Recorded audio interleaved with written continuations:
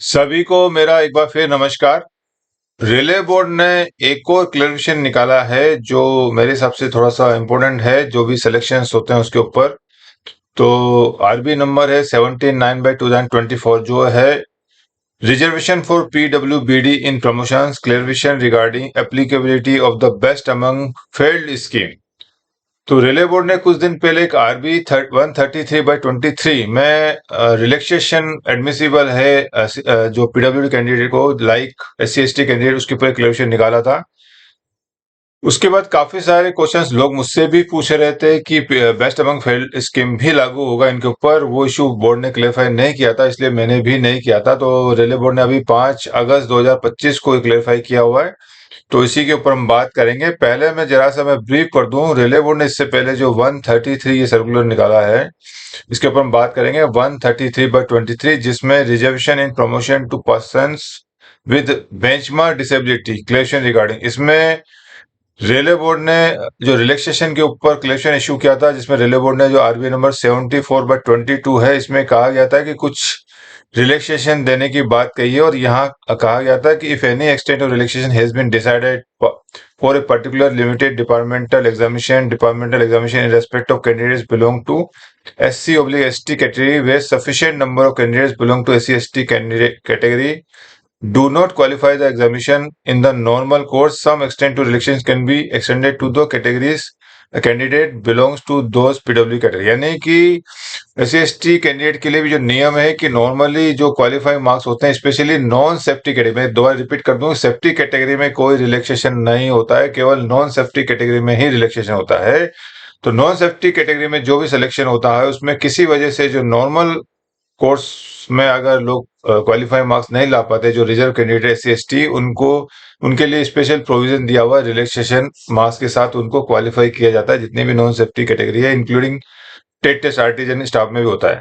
तो यही बेनिफिट जो है, रेलवे बोर्ड ने कहा है पीडब्ल्यूडी पे भी सेम बेनिफिट लागू होगा। और ये जो प्रोविजन रेलवे बोर्ड ने दिया है, ये जो मेन हमारा जो सर्कुलर है 74/22, इसमें पैरा 8 में बताया हुआ है। मैं जरा दिखा दूं आपको, पैरा 8 ये लिखा हुआ है, relaxation of standard of suitability. इसमें यही बात की है कि जो नॉर्मल कोर्स में अगर कोई SC/ST कर्मचारी जो बेनिफिट अगर नॉर्मल कोर्स में जो क्वालिफाई नहीं कर पाते, उनको रिलैक्सेशन देना है। और ये लिखा हुआ है कि the same relax standard should be applied for all the PWD candidates with benchmark disability irrespective of whether they belong to unreserve SC/ST OBC।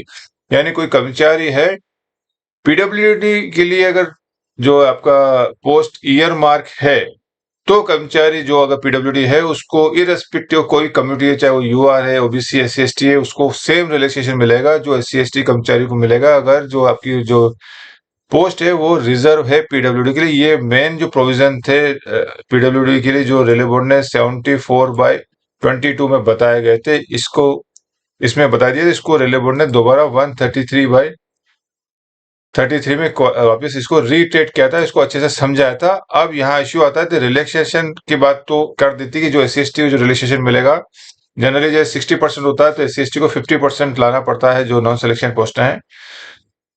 तो ये PWD पे भी लागू होगा, किसी भी कैटेगरी को। अब इसके ऊपर रेलवे बोर्ड ने जो लेटेस्ट क्लैरिफिकेशन निकाला, PWD कैंडिडेट्स का बेस्ट अमंग फेल्ड स्कीम लागू होगा कि नहीं होगा। तो इसमें इन्होंने कहा है कि some zonal railway NCR SECR SR ER, इन्होंने जो लेटर पर रेफरेंस दिए हुए हैं, इन रेफरेंस लेटर के थ्रू रेलवे बोर्ड से क्लैरिफिकेशन मांगा है regarding applicability of Best among the failure scheme in promotion for PWBD candidates and sought clarification from board's office on this subject। तो इन सब जो रेलवे है, इन्होंने बोर्ड से क्लैरिफिकेशन मांगा है कि क्या बेस्ट अमंग फेल्ड स्कीम भी PW कैंडिडेट के प्रमोशन के मामले में लागू होगी। तो रेलवे बोर्ड ने कहा है the matter has been examined in the office in terms of guideline issued from time to time regarding applicability of the policy of promoting SC/ST candidates against quota by applying the best among failed scheme। Attention in this regard is drawn towards board's letter जो है 90 RB 57/95 wherein it is laid down। RB 57/95 में जो जाएंगे यहाँ पे, तो इन्होंने वही बात, स्कीम जो बेस्ट अमंग फेल की स्कीम यहाँ इन्होंने निकाला है, काफी लंबा, काफी सारे पॉइंट्स है, इसको उन्होंने जस्ट ब्रीफ कर दिया है। और कहा है in respect of promotion to and within group C and from group D to C, group C to B, यानी जितने भी सिलेक्शन होते हैं रेलवे में, ग्रुप डी टू सी होता है, C to B within group C होता है, और सी टू बी, सब मामले में। और नॉन सेफ्टी, इन नॉन सेफ्टी कैटेगरी, सेफ्टी में लागू नहीं होता, सेफ्टी में आपको मिनिमम 60% लाने ही पड़ेंगे आपको। और नॉन सेफ्टी में जो रिलैक्सेशन है उसमें कहा गया है कि if during selection proceedings the requisite number of SC/ST employees are not available to the for being placed on the panel in spite of various relaxation and concession already granted to them, the best among failed SC/ST employees who secure a minimum 20% marks separately under each heading, that is in the written test, viva and record of service, etc., and also in aggregate should be earmarked for being placed on the panel to the extent the vacancy have been reserved in their favour. यानी कोई कर्मचारी जो SC/ST कर्मचारी के लिए नियम बनाए थे RB 57/95, जिसको मैं PDF अपलोड कर दूंगा जब वीडियो खत्म होगा। आप इसका जितने भी मेरे PDF है उसको उसका लिंक आपको मेरे डिस्क्रिप्शन में मिल जाएगा। तो उसमें यही कहा गया था कि जो भी SC/ST कर्मचारी हैं, जो अगर किसी वजह से जो आपको जितने लोग चाहिए थे रिजर्व कम्युनिटी के रिलैक्सेशन देने के बाद भी अगर नहीं मिलते हैं या कोई शॉर्टफॉल रहता है, तो जो कर्मचारी जो है रिटर्न में 25 मिनिमम 20% मार्क्स लेके आते हैं, साथ में रिकॉर्ड ऑफ सर्विस, वाइवा, इन सभी में, और एग्रीगेट भी अगर 20%, एग्रीगेट का मतलब होता है रिटर्न प्लस वाइवा प्लस जो आपका APR के मार्क्स, तीनों को जोड़ के जो मार्क्स होते हैं उसको एग्रीगेट बोलेंगे। तो तीनों में अगर एग्रीगेट भी अगर 20% मार्क्स आते हैं तो उनके लिए जो पोस्ट रिजर्व रखी है उन पे बेस्ट अमंग फेल्ड स्कीम के तहत उनको पैनल पे प्रमोशन दे सकते हैं। हालांकि वो एडोक प्रमोशन होगा, प्रोविजनल होगा, 6 महीने के लिए होगा। डिटेल स्कीम जो है ये 57/95 में काफी डिटेल में बताया हुआ है कि इनको 6 महीने के लिए प्रोविजनल रखा जाता है। उसके बाद 6 महीने के बाद उनका रिव्यू किया जाता है। अगर उनका काम संतोषजनक रहा तो पैनल पे उनको कंटिन्यू रेगुलर कर दिया जाता है, नहीं तो उसको रिवर्ट कर दिया जाता है। तो ये डिटेल पॉलिसी है जो 57/95, जो मैं इसमें दे दूंगा आपको PDF, उसमें आप पढ़ सकते हैं। तो ये पॉलिसी इन्होंने बताई है। उसके बाद फिर क्लेरिफिकेशन दिया है बेस्ट अमंग फेल्ड का। इन्होंने कहा है it is clarified that best among failed policy is a unique scheme designed for promoting the best among the SC/ST candidates only। इन्होंने कहा है कि जो बेस्ट अमंग फेल्ड पॉलिसी है ये एक यूनिक स्कीम है और ये केवल SC/ST जो कैंडिडेट्स हैं उनको प्रमोट करने के लिए ही बनाई गई है, with view to fill up the reserve vacancy for SC/ST। यानी SC/ST की जो वैकेंसी होती है उनको भरने के लिए स्पेशल प्रोविजन है जो केवल SC/ST कैंडिडेट्स के लिए है। It is not a kind of relaxation available to SC/ST। ये जो है SC/ST के लिए रिलैक्सेशन का एक तरह का वो नहीं है, रास्ता नहीं है। It is a policy exclusively main for SC/ST candidate and not for any other community candidates. ये जो पॉलिसी जो बनाई है ये केवल SC/ST जो कैंडिडेट कर्मचारी हैं केवल उन्हीं समुदाय के लोगों के लिए बनाई है, दूसरी समुदाय के लोगों के लिए नहीं है।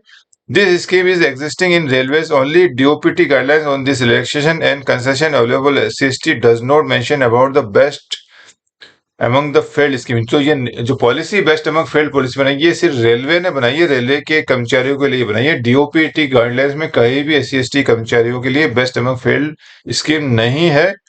As such, the said best among failed scheme cannot be made applicable to the PWD candidate। इसलिए बेस्ट अमंग फेल्ड की जो स्कीम है वह PWD कैंडिडेट पे लागू नहीं होगी, यह कहा गया है। इसमें क्लैरिफाई किया हुआ है, जो काफी लोग काफी टाइम से कर रहे थे। लेकिन इसमें एक बात और जोड़ दिया है, However, as PWD candidates may belong to SC/ST category also। जैसा कि आपको मालूम है PWD कोई भी समुदाय से हो सकता है, UR, OBC, SC/ST।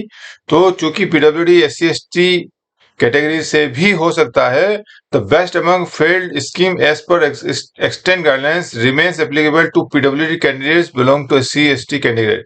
तो PWD कैंडिडेट के मामले में अगर वो SC/ST है तो उस पर ये फिर जो है स्कीम जो है लागू रहेगी। Promoting by selection within group C and from C to B in non safety. तो अगर कोई PWD कैंडिडेट है वो SC/ST है तो उस पर बेस्ट अमंग फेलियर लागू होगा। जो प्रमोशन होंगे विद इन ग्रुप सी और ग्रुप सी टू बी, और वो भी केवल नॉन सेफ्टी कैटेगरी में। तो ये एक क्लेरिफिकेशन रेलवे बोर्ड ने दिया हुआ है रिलेक्शन के मामले में और बेस्ट अमंग फील्ड स्कीम के बारे में।